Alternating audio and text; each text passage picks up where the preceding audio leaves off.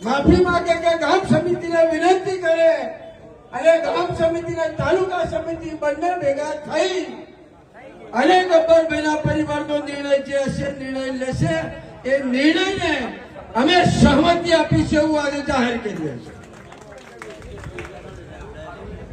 કારણ કે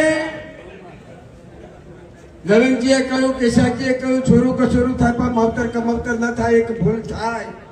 પણ મારા બાપ તમને બધાને બે હાથ જોડી વિનંતી કરું છું, વર્ષોના વાળા વીતી ગયા પછી આ સમાજ એક તાતણા બંધાયો છે, એક મોજમાં બેઠો છે, એક રિવાજ સાચ રિવાજ નો એક ચૂડા ઉપર અમલ થઈ રહ્યો છે। ત્યારે આ બંધારણનું જતન કરજો, આ બંધારણનું જતન કરજો। આનો લાભ આજે નહીં મળે, કાલે નહીં મળે, પણ આવનારા 5 કે 10 વર્ષની અંદર આ સમાજને આટલો બધો લાભ મળશે કે નહીં આપણે કોઈએ કલ્પના નહીં કરી હોય। આપ સૌએ અહીંયા અમને સૌને શાંતિપૂર્વક સાંભળ્યા બદલ આપ સૌના ચરણોમાં નતમસ્તક વંદન કરી વિરમું છું। ભારત માતા કી જય, જય ઠાકોર સમાજ।